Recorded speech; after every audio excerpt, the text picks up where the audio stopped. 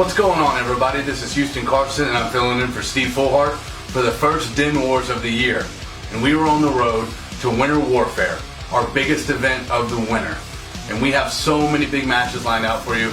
We have Rodney Mack returning, the former WWE superstar Rodney Mack returning to get revenge on the Mountain.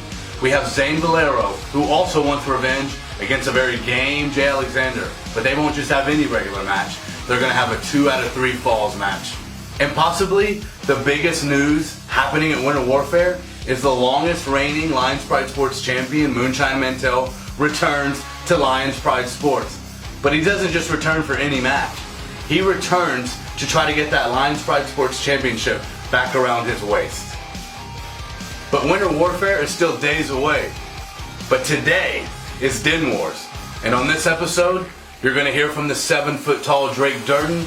You're going to hear from the power couple of Lions Pride Sports, Shimbashi and MJ Santana. And you're going to hear from Devin DeVille and the Lions Den champion, Matthias.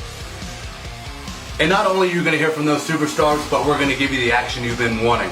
At the end of this episode, we're going to have a 6-man gauntlet match featuring some of the top students from the Lions Den. And remember, if you haven't purchased your tickets for Winter Warfare yet, go to www.lionsprideproductions.com. Ringside seating is sold out, but you can still grab your general admission seating if you hurry up. Now sit down, relax, and enjoy the road to Winter Warfare. After the Aggieland Rumble, I was forced to watch the matches from the back, and I took particular interest in the God of Fire versus, like myself, the 2-time Lions Pride Sports champ Nobi Bryant. And as it seems here recently, that God of Fire had to get by with a little help from his friends, if you know what I'm saying. And I started to think, I remember when Matthias and I got to see eye to eye, and we lined up next to each other in matches, and we went to war, and it meant something, and it was for pride and honor. Now, I don't know what it's about for Matthias, God of Fire, whoever he wants to call himself. I don't know if it's something deep down inside of him, or if it's that little guy in the red shirt that keeps walking around beside him and is clinging on to whatever he can find to try to make himself worthwhile. But at Winter Warfare 3, I find myself at loose ends, and I thought, what better way than to teach the God of Fire a lesson? So, at Smitty K's on January 7th, I'm challenging you for your championship. And I want the words I accept to come out of your mouth. But if I was a betting man, I think it's going to come out of the mouth of that little guy in the red shirt. Absolutely no sense. Yeah, honestly. You know? That's not fair. We've been mistreated here. Yeah. I don't think that's right. Yeah. And hey, private conversation. No, nerd, get out. Hey, Get that camera in my face. Get that camera in my Actually, no, come back. Come back. Yeah, come back. There's We got things something to to say. Okay? The Aggieland Rumble, the biggest criminal injustice in Lions Pride Sports. Not only did we not win the Rumble, but we were forced into a match that we had no idea was happening. Yeah, and we were completely unprepared. Okay, they threw us into a tag match without any prior knowledge. Absolutely not. And of course they won. They challenged us. Of course. They knew. They were ready for it. They knew. We weren't ready for it. And that's real like Chavi Chulo and Mia Friday, taking shortcuts, because they know they Right. can't beat us. I thought we were done with Mia Friday. You Yeah. know? But she just keeps getting in our business. No, that. And Chavi? Yeah. Who told Chavi to get involved? He's not involved. He has Exactly. nothing to do with us. Exactly. So here's the thing, Chavi Chulo and Mia Friday. January 7th, we challenge you in an intergender tag team match. Let's see if you're ready for that one. Houston Carson. Do I look like a joke to you? Does the God of Fire look like a joke to you? Because I don't remember anyone laughing when he demolished you at Here to Stay. I don't remember anyone laughing when he dropped the Vulcan hammer on the mountain at the Last Shout. I don't remember anyone laughing when he defeated 2-time Lions Pride Sports champion Nobi Bryant clean in the middle of the ring at the Aggieland Rumble. And I guarantee, when Lions Pride Sports returns to Smitty K's on January 7th for Winter Warfare, that no one will be laughing when he brings down the giant Drake Durden. Now, Mr. Durden, I know you have seen the path of destruction that Matthias has left behind him since becoming the Lions Den champion, and yet you still wish to challenge him? I know this is about redemption for you, Drake. But at Winter Warfare, there will be no redemption. Only disappointment. For you see, at one point in time, you and Matthias were on the same level, but he was the headline then, not the God of Fire. You were a champion, not the sideshow attraction you've become. And yes, you may be the biggest man in the Pride, and yes, you may be 7 foot tall, and you may be everyone's favorite giant. But what's a giant to a god? We'll see you January 7th, Mr. Durden.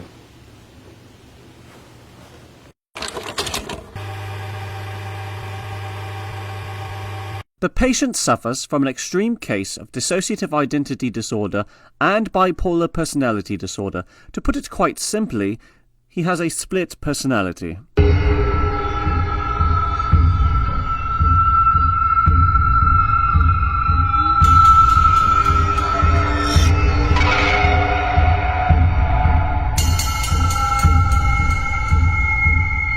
Normally, a case such as this would be treated with medication and rigorous behavioral therapy, but that will not be so for him.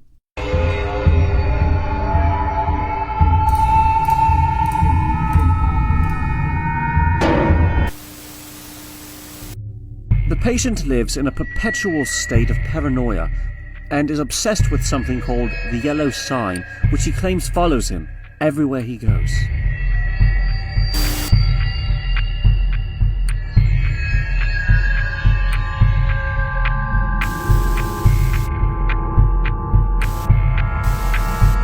Whenever his alternative personality does take over, he becomes increasingly violent and is prone to outbursts of rage, making him an extremely dangerous individual.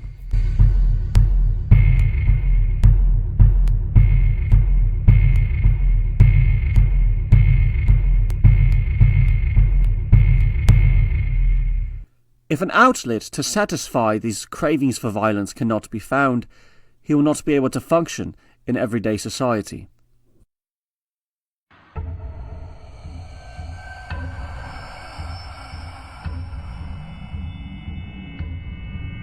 But I do believe I may have found the solution to the problem.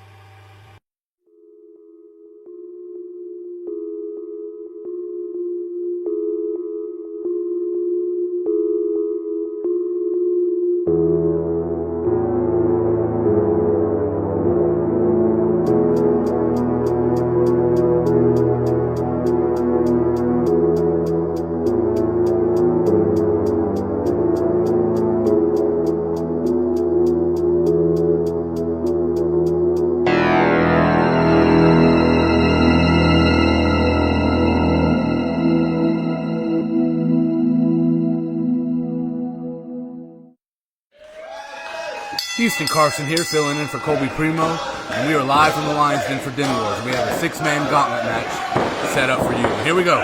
Hostage Hirsch and TKO Joe, the first competitors in this gauntlet match with a strong lockup. TKO Joe works Hostage Hirsch to the corner. Referee looking for a clean break.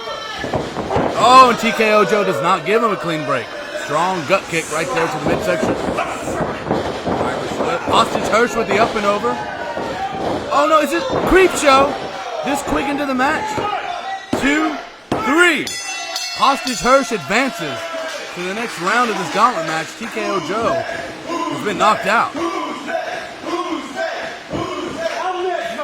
Hostage Hirsch ready for his next opponent. Who's it going to be? Oh, here we go. Rodzilla. He goes hard in the paint. That's what he says. Let's see if he goes hard in the ring. These two competitors ready for a big lockup. And there they go. Look at that double leg takedown by Hostage Hirsch into the front face lock.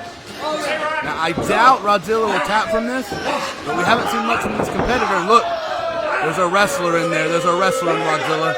Reverses it into the hammerlock. A little bit of slapping around the head of Hostage there. Insult to injury. Hostage Hirsch with the reversal. Counters it to his own hammerlock. Side headlock. Huge headlock takeover. We might get a submission here. Nope. Rodzilla going for that head scissors. Trapping Hostage's neck, and their Hostage is out. Schoolboy, here we go. 1, 2, and 3. That was 3. Hostage Hirsch advances again with the schoolboy roll-up. Rodzilla is beside himself. Now we just wait for the next competitor. Oh, Cool Daddy, there he is. Cool Daddy Denzel with his usual tactics, hitting Hostage from behind. Now in there with these double elbows, one with the left arm, one with the right arm. Hostage, resilient though, kicks out. Now usually a rear chin lock wouldn't end a match here. The Hostage Hirsch has already gone through 2 competitors. Cool Daddy being his 3rd. He could tap from this. We hope not. Hostage fighting out of this chokehold. Big forearm. Off the ropes. Oh! A cool cutter! I don't think that this is going any further, and it's not. Cool Daddy advances to the next round. Goodbye, Hostage Hirsch. You did well, but you didn't do enough. And here we go, the Watchdog slides in. Trent Mercer and Cool Daddy have history. That is no lie. This is going to be something, folks. Big lockup. Big side headlock. What you got? Watchdog looking for a way out of this side headlock. Big forearm to the side. Huge tackle. Drop down. So we have Watchdog with the leapfrog, the athleticism, and a hip toss. Oh, but he doesn't go for the pin. He sails up. He waits for Watchdog to come in. Oh, look at that. Big Bandera over the top rope. Huge shot to the turnbuckle. Watchdog, the freshest competitor in this match right now. Off the top rope, crossbody. Is this enough? 1, 2. Yes, it is. Watchdog advances with that crossbody off the top rope. Amazing agility and athleticism from Trent Mercer. Now we await the final competitor in this match. Oh, and we have this 6'3", Interstellar, Kamante Ross. Watchdog, you might have bitten off more than you can chew, my friend.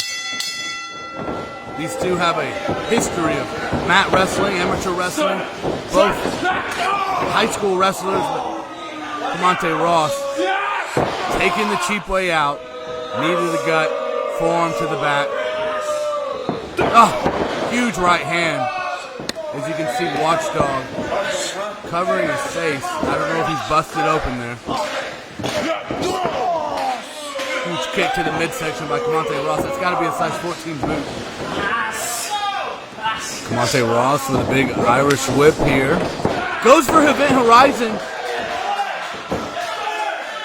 Lands on his back. Kamante's back is hurting. Oh, the bouncing Betty. Not many people kick out of this one. And Kamante Ross doesn't. Trent Mercer, the Watchdog, wins this huge gauntlet match here at Den Wars. What is this? No. The Bad Boys of Wrestling, just like usual, come in. Sore losers. They come in and the numbers game is added up. Yes. Austin Church, come on. Help your tag team partner out. There's Onslaught. They're teaming up. Oh, Kamante Ross from behind. Bouncing Betty wasn't enough to keep the large athlete down. And now this is just a numbers game, ladies and gentlemen. This is 3-on-2. There's no way Onslaught's going to get up from this with the numbers game. Rodzilla just so, look at Bad Boys of Wrestling just so proud of their handiwork here.